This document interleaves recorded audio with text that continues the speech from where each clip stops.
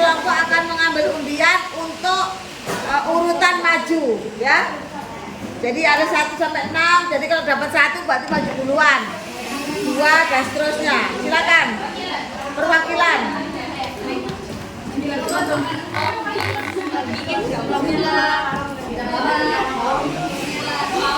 Ya, nomor 1.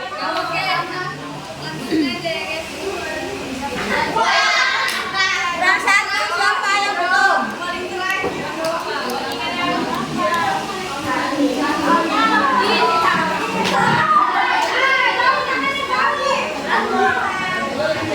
Siapa lagi 1?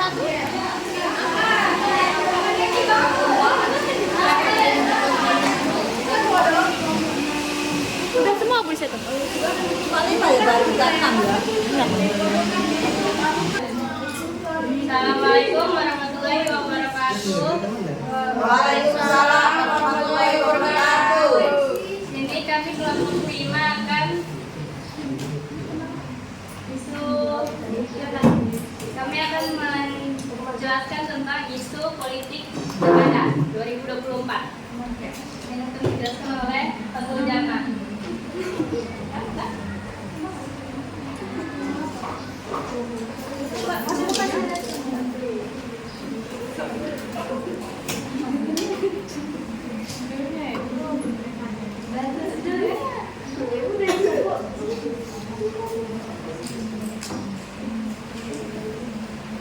Judulnya isu krusial pilkada 2024.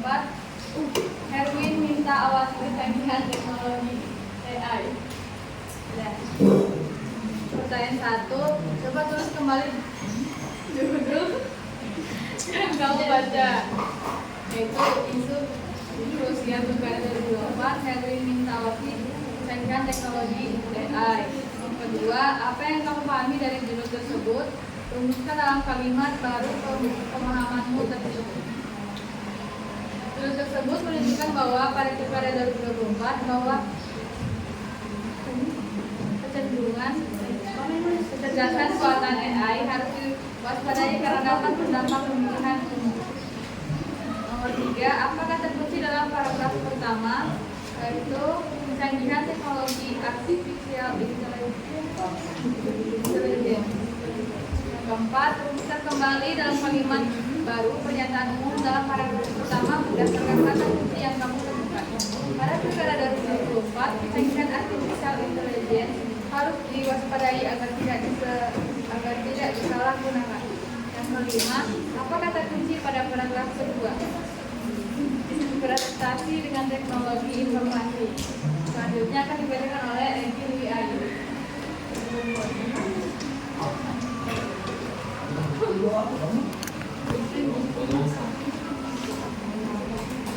Rumuskan kembali dalam kalimat baru argumentasi dalam paragraf kedua berdasarkan kata kunci yang kamu temukan. Penyelenggaraan pemilu harus mampu beradaptasi dengan perkembangan teknologi informasi karena teknologi AI memiliki potensi untuk dipalsukan sehingga informasi yang diterima publik bisa berbeda dari kenyataannya. Nomor 7. Apa kata kunci dalam paragraf ketiga? Mengantisipasi. 8. Rumuskan kembali dalam kalimat baru argumentasi dalam paragraf ketiga berdasarkan kata kunci yang kamu temukan, yaitu mencegah atau mengawasi dalam perbedaan narasi di pilkada 2024. Apa kata kunci? Nomor 9. Apa kata kunci dalam paragraf keempat? Beradaptasi. Nomor 10. Rumuskan kembali dalam paragraf keempat. Erwin mengharapkan untuk memperkuat penggunaan teknologi informasi agar dapat beradaptasi dalam proses pengawasan pilkada. Selanjutnya akan dibacakan oleh kalian.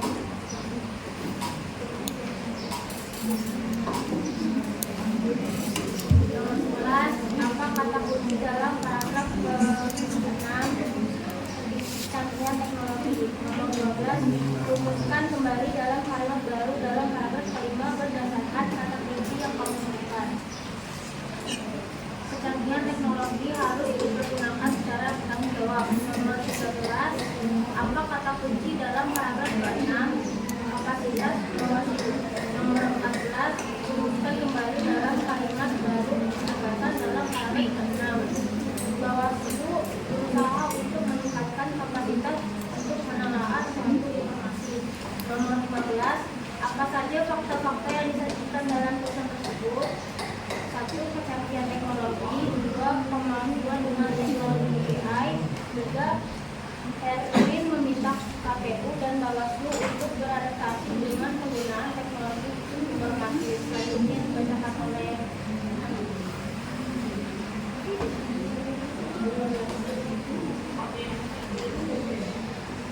16. Apa yang menjadi opini redaktur atas fakta tersebut?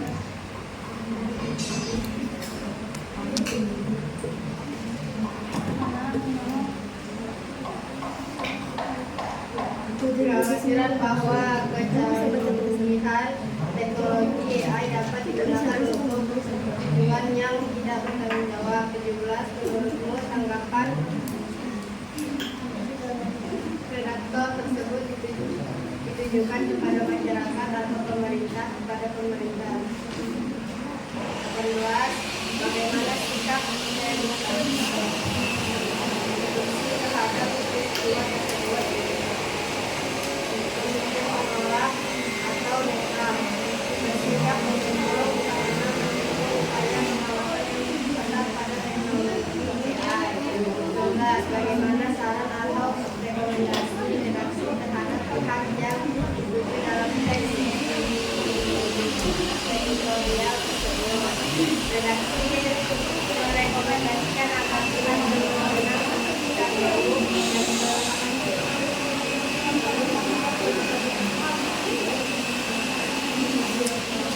Bawaslu mengatakan pengawasan dan adaptasi terhadap perkembangan teknologi informasi serta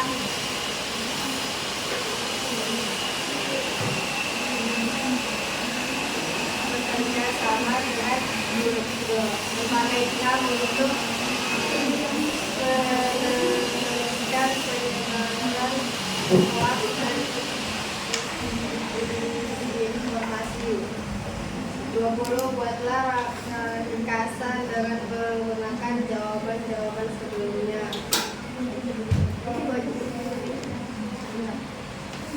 Pada Pilkada 2024, teknologi AI harus diwaspadai agar pencegahan terjadinya kekurangan. Dan begitu saja sebenarnya bakal ada yang bertanya. Kemudian kelompok, dari semua kelompok satu-satu yang bertanya. Oke. Perkenalkan, nama saya Amel, saya dari kelompok 6. Saya ingin menanyakan tentang hubungan teknologi informasi dengan kemampuan teknologi AI itu apa? Tadi yang bilang, belum paham soalnya. Terima kasih. Yang lain?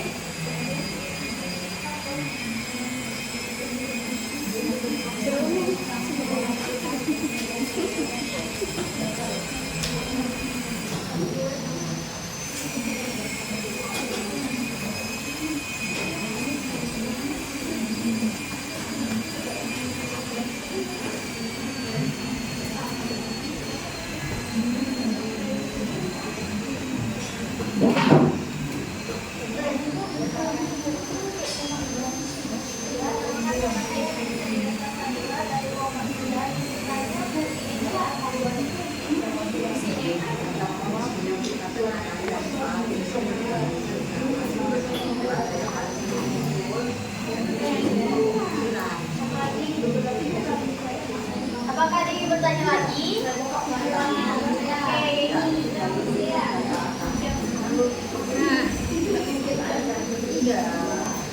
Perkenalkan, saya Yeni Kalsum dari kelompok 3 ingin bertanya. Apa kelebihan dan keuntungan dan kerugian menggunakan AI di pilkada tahun ini?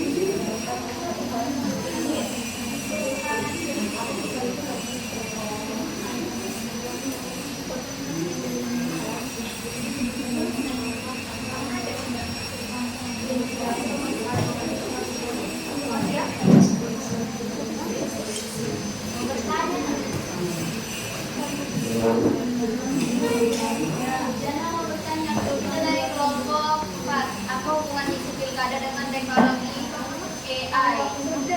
Sudah. Ini hubungan pilkada. Iya. Oh, kurang jauh sih.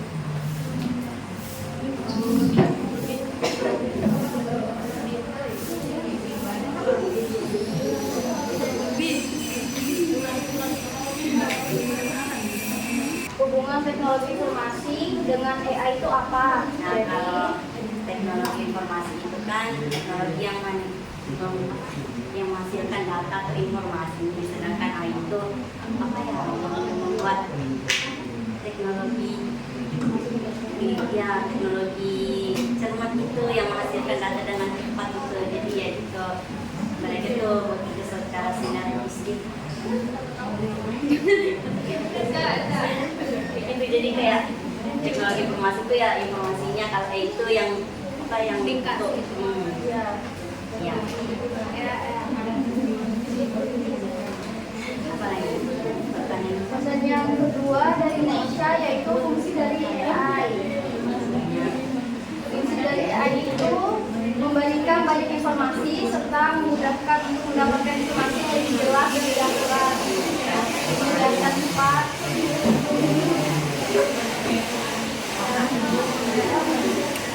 Pertanyaan ketiga dari Yeni, yaitu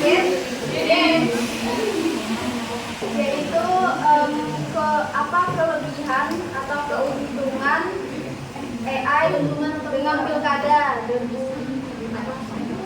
Ya kan? Keuntungan atau kekurangan? Iya, kekurangan. Dan kerugian. Kelebihan dan kekurangan. Enggak, kalau keuntungan dan kerugian. Keuntungannya itu memudahkan dalam pilkada.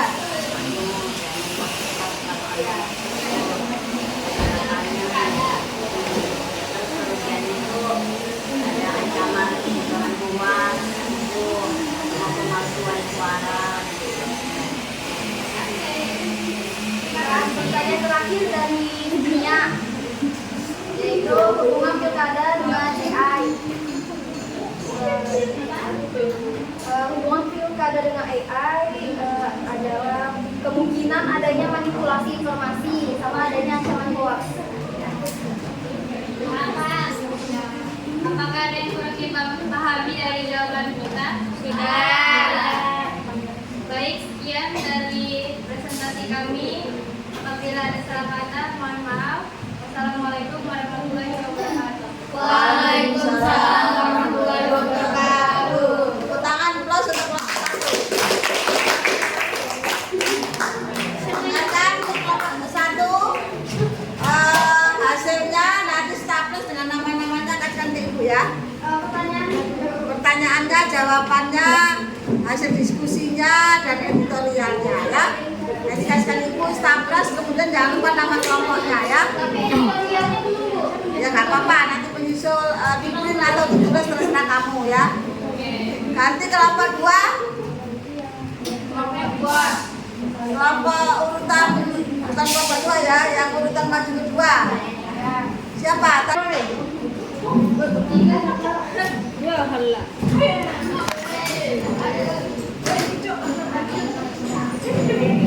Ya, tulis. Assalamualaikum warahmatullahi wabarakatuh. Waalaikumsalam warahmatullahi wabarakatuh. Kenalkan kami dari kelompok 2 dan kami akan membahas isu sosial, yaitu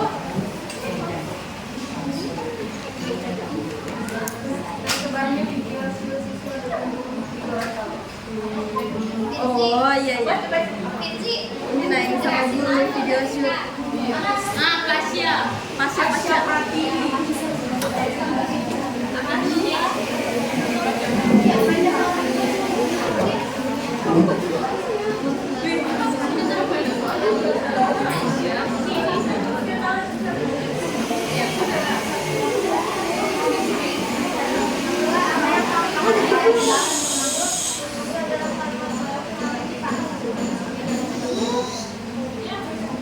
Video yang tersebar luas ini memperlihatkan sosok raja sebagai situasi yang belum dipenuhi.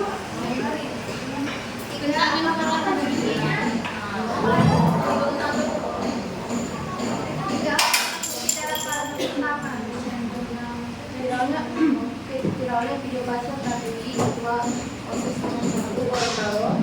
Jadi ternyata bagaimana sepanjang objek kecil lingkungan setelah dapat menjadi perbincangan nasional serta tersebar di media sosial. Rumuskan kembali dalam kalimat Boleh lihat linknya. dalam baris pertama berdasarkan kata kunci yang kamu Dalam era digital ini, setiap tindakan yang terekam dapat dengan mudah menjadi viral dengan dampak yang luas bagi mereka yang terlibat.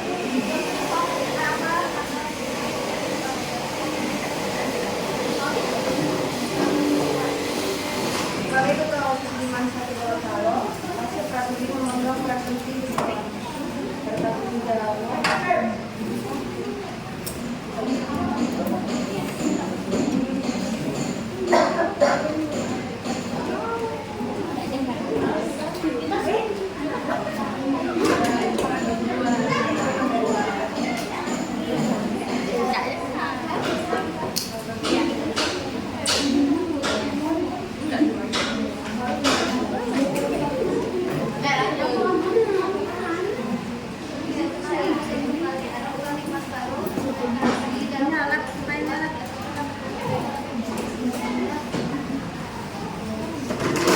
jika terjadi kesalahan atau insiden yang melibatkan pemimpin tugas atau Pasha, hal ini dapat memicu kritik yang keras, terutama ketika insiden tersebut terekam dan tersebar di dunia maya. Kamu lagi mau bertanya?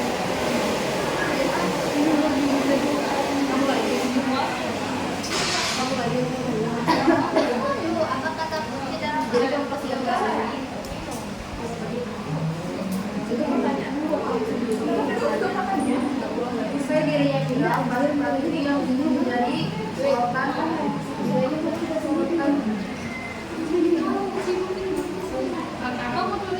sorotan lantaran ada video klarifikasinya yang berisi harapan kepada warganet untuk tidak menilai dirinya hanya berdasarkan video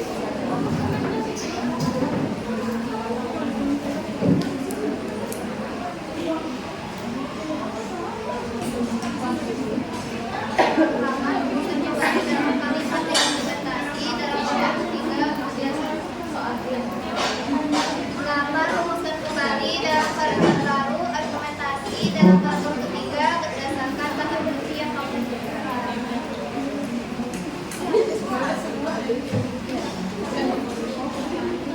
Dia sangat memahaminya sambil mengira bahwa tindakan tersebut adalah bentuk kasih sayang layaknya seorang ayah dan ketika kelihatan semakin jauh dia memberi cerita dan dia khawatir dikeluarkan restorannya dan jika ditanya akan tutup. Usai namun usai klarifikasi tersebut pihak kepolisian menyebut bahwa klarifikasi tersebut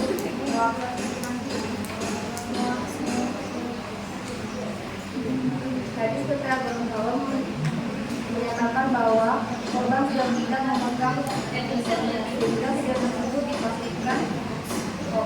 Pihak keluarga yang menegaskan bahwa korban tidak pernah membuat klarifikasi di media sosial. Pelaku telah ditahan dan dijerat pasal 18 ayat 3 Undang-Undang Perlindungan Anak. Pelaku diancam hukuman penjara minimal 5 tahun dan maksimal 15 tahun. Apa saja pasal-pasal yang disajikan dalam tulisan tersebut? Sampai nanti kayak begini.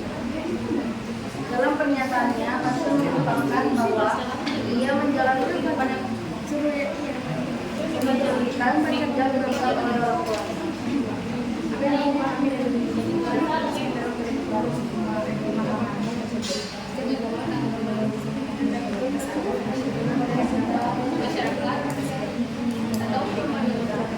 Pada masyarakat.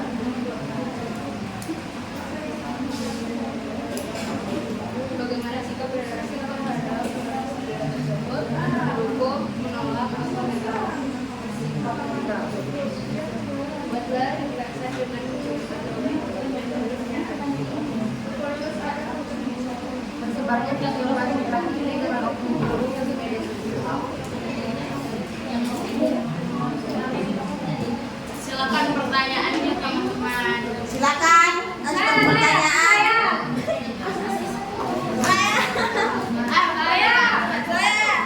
Sana lu.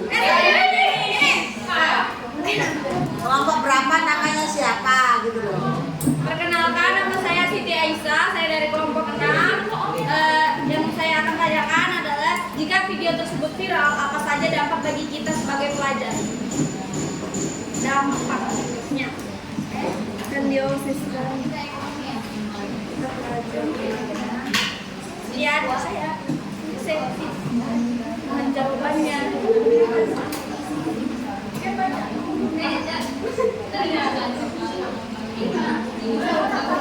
Jika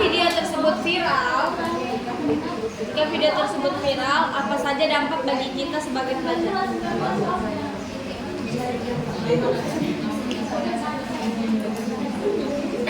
Aduh, kita ketahuan sih. Kalian tulis aja nih, pertanyaan aja.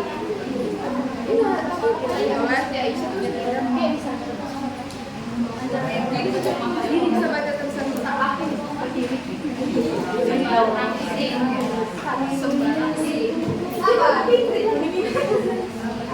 Perkenalan dulu dong.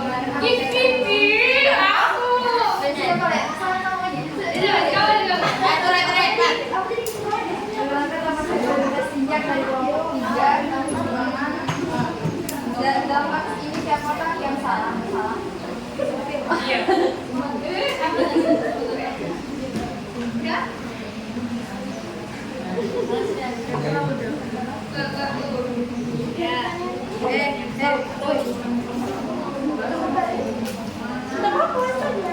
Perkenalkan, nama saya Nadia Celestiana, saya dari kelompok 5. Ingin bertanya, apa yang mungkin dapat dilakukan oleh pihak sekolah untuk mencegah terjadinya ini?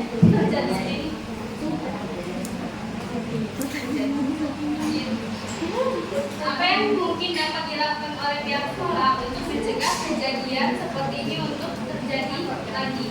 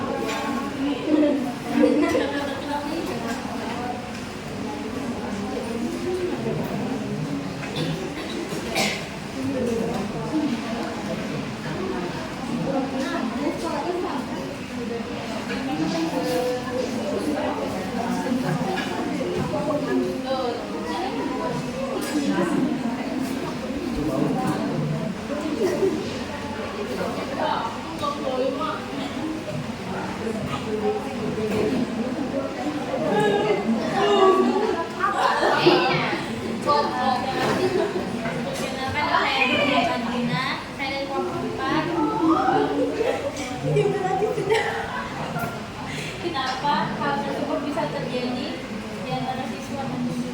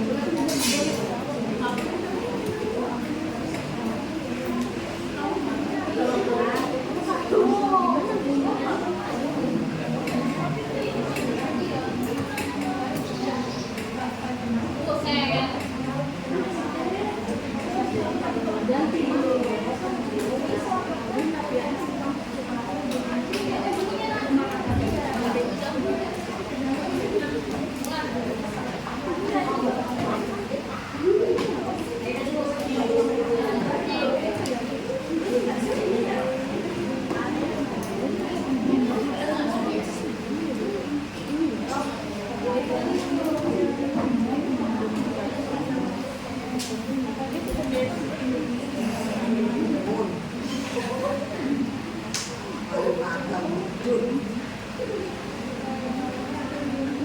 waktunya dipercepat, soalnya masih ada 2 kelompok lagi. 3 Bu. Silakan. Siapa lagi 4?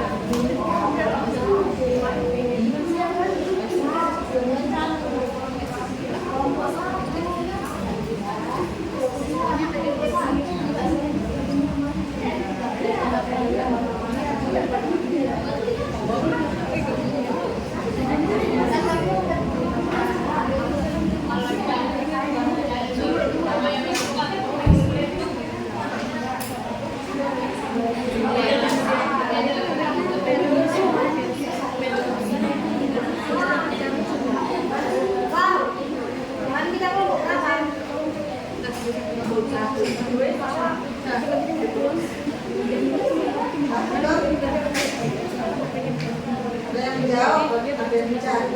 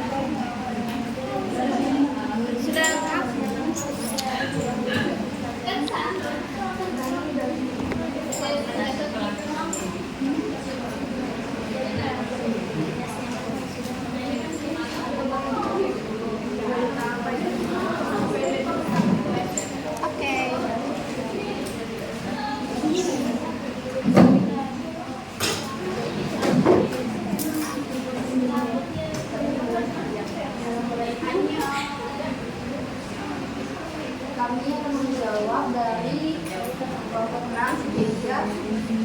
Jika video tersebut viral, apa dan mana dampaknya bagi pelajar? Dampak negatifnya adalah melakukan hal apapun demi apa yang diinginkan. Dampak positifnya menjadikan pelajaran yang lebih berani. Namanya tadi siapa? Gimana? Jelas. Lanjut. Jelas. Kelompok 1 wanita. Dalam kasus ini, apakah yang bersalah? Menurut kami, keduanya salah. Karena mereka sama mau. Iya.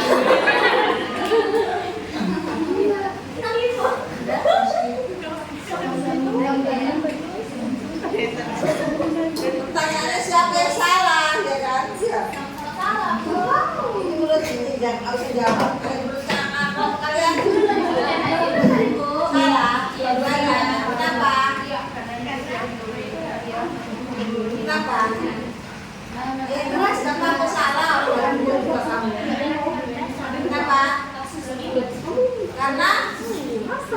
menurut kamu ya, kan menurut orang lain belum tentu juga ya kan. Menurut kalian berbeda salah, kenapa? Karena sama-sama sama manusia ya. Kan kita nggak tahu dengan kondisi mental ya kan. Tapi kan dia kan orang normal dua-duanya kan ya. Tahu itu yang mana yang baik dan tidak baik kan. Kalau melakukan sekali dua kali kesalahan itu masih wajar ya mungkin ya. Kalau juga dianggap bertahun-tahun itu namanya kurang ajar. Iya kan? Kalau sekali dua kali melakukan suatu kesalahan itu mungkin hilang wajar dan sebagainya itu manusiawi lah ya. Tapi kalau berkali-kali dan bertahun-tahun ya harus ditanya-tanya ini ya, dua-duanya tanya-tanya. Apakah memang sama-sama suka, sama-sama memerlukan kebutuhan seperti itu, ya. Jadi orang bebas menilai bersama-sama itu sudah tersebar di ruang publik. Lanjut. Pertanyaan dari kelompok 5, media sosial. Apa yang mungkin dapat dilakukan oleh pihak sekolah dan tidak terjadi lagi? Lebih menentukan. Iya. Nah, pertanyaan tadi siapa? Nah, pertanyaannya bagus sekali. Kalau ada masalah seperti ini, apa yang harus dilakukan oleh sekolah dan mungkin bagi sekolah yang belum kena ya? Yang jelas mengedukasi atau memberikan suatu pendidikan kepada siswanya maupun gurunya. Oknum ya, jangan dibilang semua sama siswa juga oknum ya. Jadi semua diberi edukasi, diberi pengertian, diberi bahwa ini salah, menuju jalan yang baik bagaimana ya. Jangan sampai melakukan suatu hal yang di luar nalar atau yang berkenan di luar. Silakan. Ayo. Pertanyaan dari kelompok 4, kenapa hal tersebut bisa terjadi pada murid dan guru? Dikarenakan adanya tekanan dari pihak Tidak apa-apa, ini kan jawab dia. Kalau yang bertanya membantah boleh, yang bertanya membantah.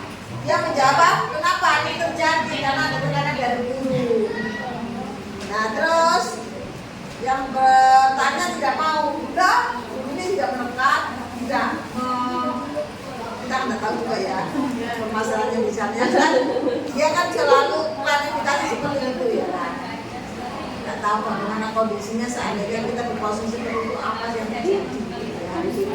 Kita tidak boleh juga menghujat sejelek-jeleknya manusia seperti itu kan. Kita nggak tahu kondisinya ya jelas dua-duanya sebenarnya ya tadi itu manusia normal yang tahu itu baik dan tidaknya itu kalau sudah melakukan sesuatu harus sekali dua kali tidak baik ya harus start ya kan.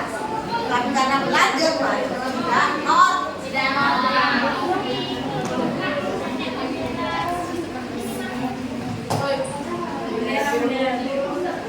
Bendera biru putih. semuanya besok di bawah sudah. Bendera biru putih bukan? Aduh.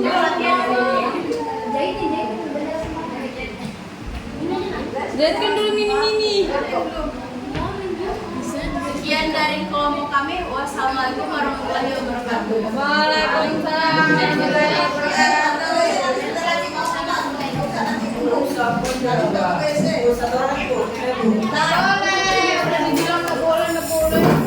Lanjut kelompok 4. Tepuk tangan untuk kelompok 3. Sama ya kelompok 3, jangan lupa hasilnya. Tadi Bu hasilnya kelompok 4 sekarang. Kakak kita ini maju. Masih ada waktu 15 menit. Kalian kelompok berapa? Kelompok 4. Boleh dibagi dua kelompok langsung kalau waktu Urutan berapa? ya, silakan. Ya udah lagi. Kelompok 3 urutan 4 Urutan itu yang naik. urutan 4. Urutan keempat siapa? Kalian.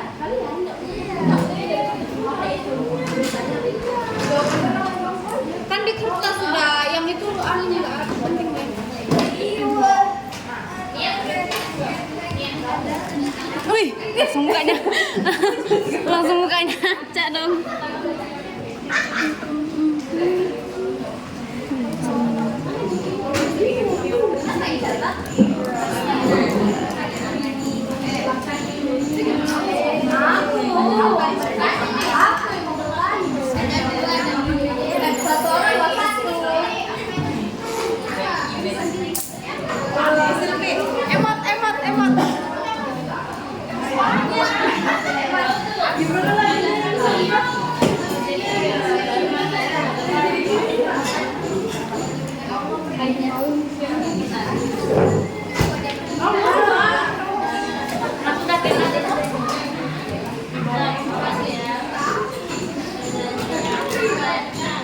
Assalamualaikum warahmatullahi wabarakatuh. Waalaikumsalam warahmatullahi wabarakatuh. Kami dari kelompok 4, di sini kami akan mempresentasikan isu tentang beberapa faktor masalah ekonomi di Indonesia.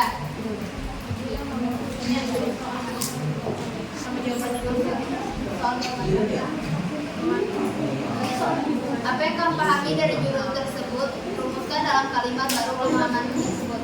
Masalah ekonomi adalah masalah yang sering muncul dalam kehidupan sehari-hari, termasuk jual beli, tawar menawar, atau ekspor impor. Dalam kehidupan yang telah ini, khususnya di Indonesia, terdapat beberapa masalah ekonomi, antara lain pengangguran, kemiskinan, harga, keuntungan, inflasi, hutang, sistem ekonomi politik, kesejahteraan, dan pertumbuhan ekonomi. Apa kata kunci paragraf pertama?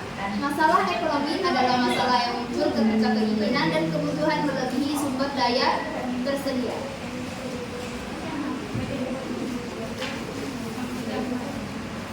Rumuskan kembali dalam kalimat baru pernyataan umum dalam paragraf pertama berdasarkan kata kunci yang kamu temukan. Dari penjelasan paragraf pertama, jelaslah bahwa masalah ekonomi telah muncul. Tidak mungkin ada ekonomi yang menghasilkan semua barang untuk semua orang, karena tidak ada ekonomi yang memiliki sumber daya yang tak terbatas. Apa kata kunci dalam paragraf kedua? Pertumbuhan ekonomi suatu negara merupakan salah satu indikator untuk mengukur keberhasilan pembangunan negara tersebut. Rumuskan kembali dalam kalimat baru argumentasi dalam paragraf kedua berdasarkan kata kunci yang kamu temukan. Pertumbuhan ekonomi di suatu negara dapat berkembang melalui dana investasi asing. Apa kata kunci paragraf ketiga? Lemahnya pertumbuhan ekonomi yang dipengaruhi oleh kenaikan harga minyak dunia. Kenaikan minyak dunia disebabkan oleh kelangkaan minyak mentah. Rumuskan kembali dalam kalimat baru argumentasi dalam paragraf 3. Berdasarkan kata kunci yang kamu temukan, lemahnya pertumbuhan ekonomi juga mempengaruhi kenaikan harga minyak dunia. Akibatnya daya beli masyarakat menurun dan aktivitas ekonomi masyarakat menurun. Apa kata kunci dalam paragraf keempat? Kemiskinan adalah suatu kondisi di mana masyarakat tidak dapat memenuhi kebutuhan dasarnya. Kebutuhan dasar hidup adalah sandang, pakaian, papan, pendidikan, dan kesehatan.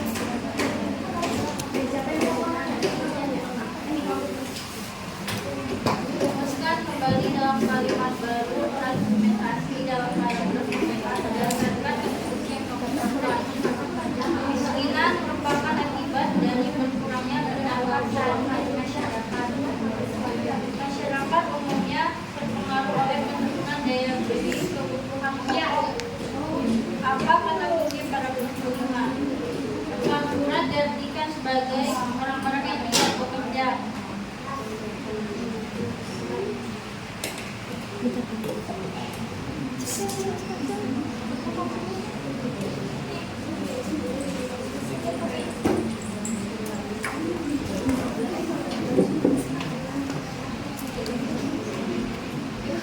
Penyebab masalah ekonomi di Indonesia. Satu, rendahnya pertumbuhan ekonomi di Indonesia. Pertumbuhan ekonomi suatu negara merupakan salah satu indikator keberhasilan pembangunan negara tersebut. Pertumbuhan ekonomi dapat dilihat dari tingkat produksi barang dan jasa yang dapat diproduksi dalam kurun waktu tertentu. Pertumbuhan ekonomi di negara berkembang seperti Indonesia seringkali terhambat oleh masalah pendanaan dan investasi. Indonesia masih membutuhkan dana investasi asing untuk mendukung kegiatan ekonomi.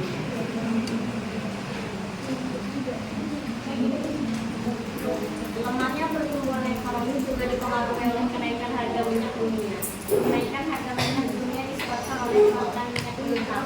Kelangkaan tersebut disebabkan oleh minimisnya cadangan minyak dan terhambatnya minyak. Kenaikan harga minyak menyebabkan harga kebutuhan pokok lainnya juga ikut naik. Akibatnya, daya beli masyarakat menurun dan aktivitas ekonomi masyarakat menurun. Dua, kemiskinan. Kemiskinan adalah suatu kondisi di mana masyarakat tidak dapat memenuhi kebutuhan dasar. Kebutuhan dasar hidup adalah sandang, pakaian, makan, pendidikan, dan kesehatan. Kemiskinan merupakan akibat dari kekurangan pendapatan sehari-hari masyarakat. Masyarakat terpengaruh oleh penurunan daya beli kebutuhan pokok. Akibatnya masyarakat tidak dapat menjalani kehidupan normal sehingga taraf hidupnya menurun. Ya, pengangguran secara umum diartikan sebagai orang-orang yang tidak bekerja. Pengangguran merupakan mata rantai permasalahan yang dapat menimbulkan beberapa permasalahan di suatu negara.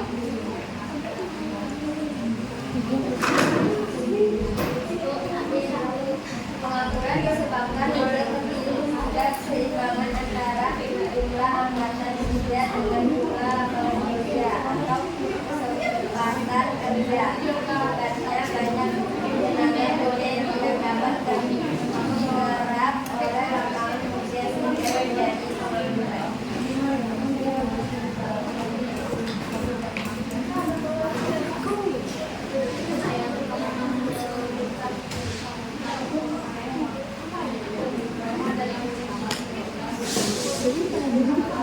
Empat, kesenjangan penghasilan. Penghasilan digunakan oleh masyarakat untuk memenuhi berbagai kebutuhannya.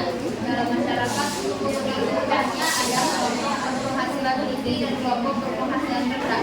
Dalam masyarakat berpenghasilan tinggi dan memenuhi kebutuhan dasarnya mulai dari kebutuhan primer, sekunder, dan tersier.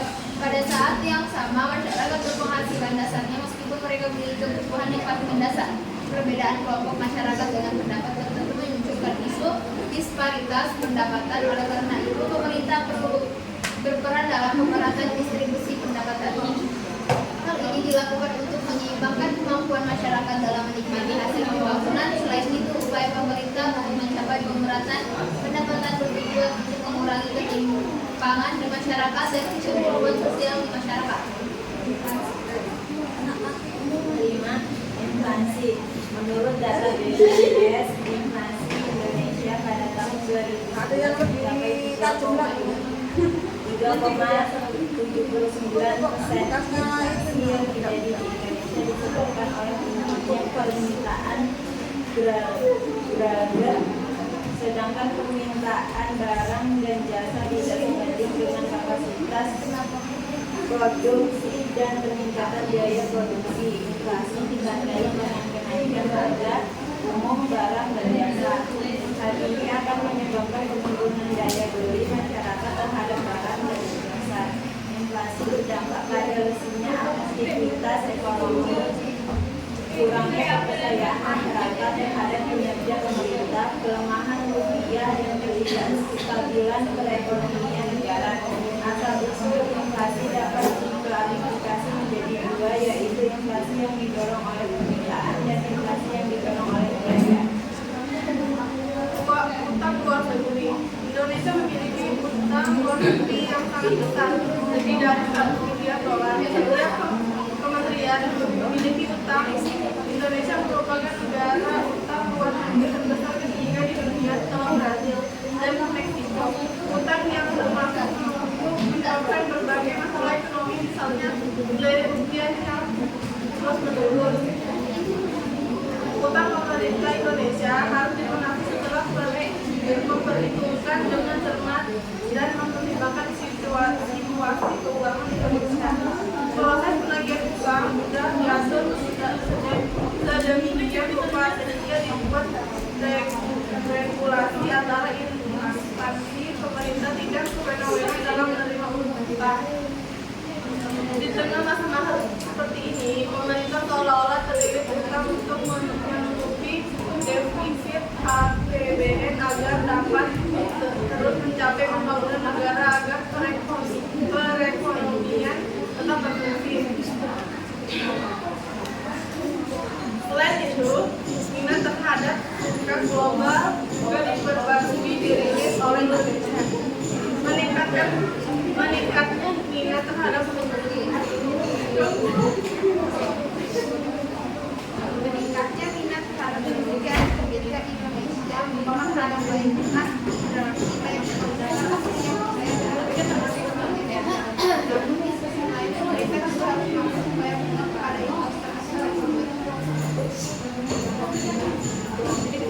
Dari sini ada yang mau Saya. Satu dulu ya. Perkenalkan, nama saya Lia. Gantian, Nak. Dari kelompok 1, apa yang menjadi faktor utama turunnya ekonomi? Apa yang menjadi faktor utama turunnya ekonomi?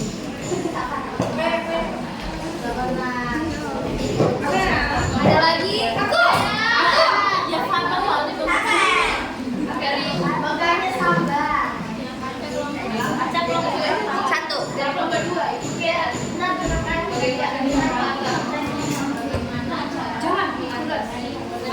Perkenalkan, nama saya Nadia Kristiana dari kelompok 5. Jadi bertanya, apa yang mungkin akan dilakukan oleh pemerintah terhadap masalah ekonomi di Indonesia? Apa yang mungkin akan dilakukan pemerintah?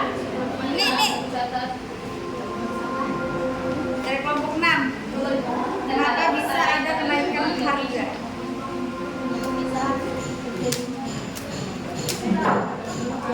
Iya. Pertanyaannya.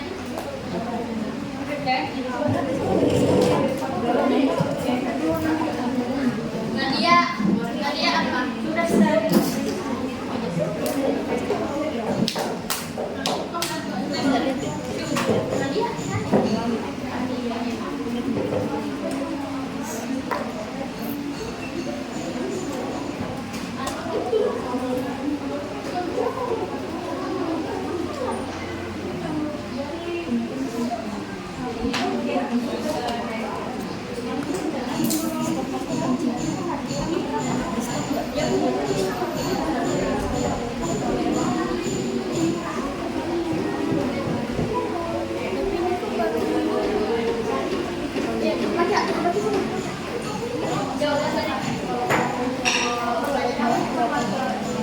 Oke, di sini saya akan menjawab pertanyaan dari Aca.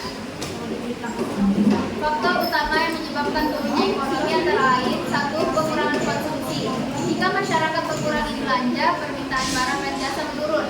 2. Pengangguran. Tingkat pengangguran tinggi mengurangi daya beli masyarakat. Inflasi. Kenaikan harga barang dan jasa yang melebihi dapat melemahkan daya beli.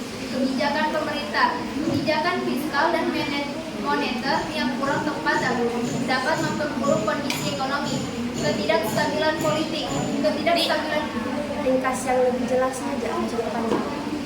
yaitu ini Karena pengurangan pengurangan konsumsi jika masyarakat mengurangi belanja, permintaan barang dan jasa menurun.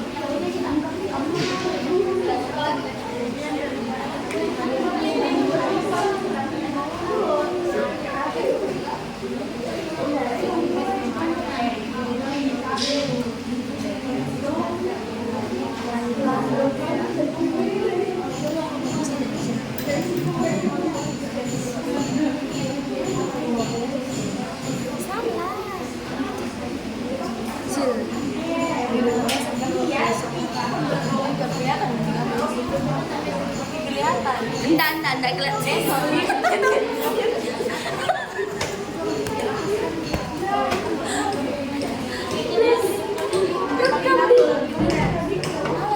Jawab dari pertanyaan Nadia, apa yang mungkin dilakukan pemerintah terhadap masalah ekonomi di Indonesia? Pemerintah Indonesia melakukan upaya kerjasama internasional dengan negara-negara lain dan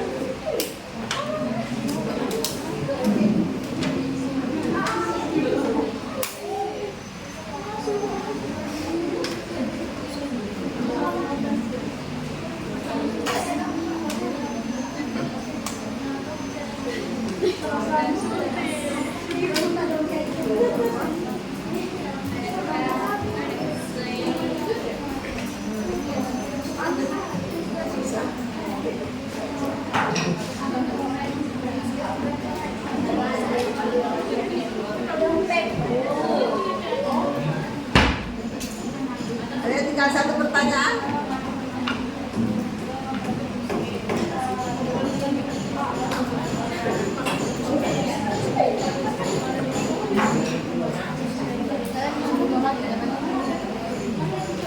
Izin menjawab pertanyaan kelompok 6. Kenapa bisa ada kenaikan harga? Kenaikan harga di Indonesia bisa terjadi karena beberapa alasan. Satu, permintaan yang tinggi. Jika banyak orang ingin membeli barang atau jasa, tapi jumlahnya terbatas, harga akan naik. Dua, biaya produksi bertambah. Kenaikan harga bahan baku atau upah pekerja menyebabkan biaya produksi naik sehingga harga barang ikut naik. Tiga, inflasi. Kenaikan umum harga barang dan jasa di seluruh negeri.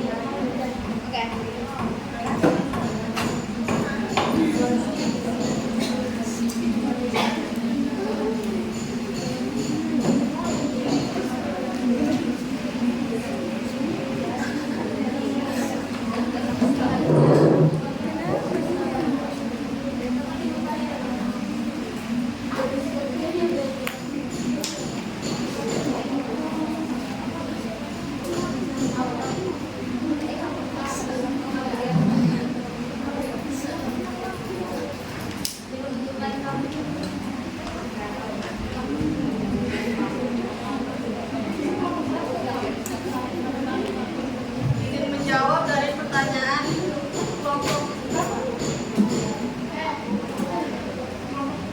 2. Bagaimana cara mengatasi penurunan ekonomi? 1. Cara alternatif penghasilan selain dari gaji utama. 2. Lakukan penghematan dengan evaluasi pos pengeluaran.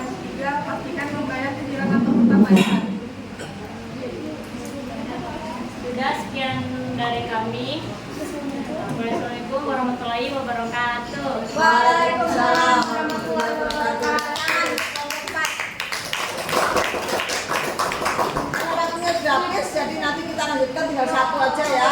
Oh, dua ya. Ya. Berarti hari ini kita cukupkan sampai di sini.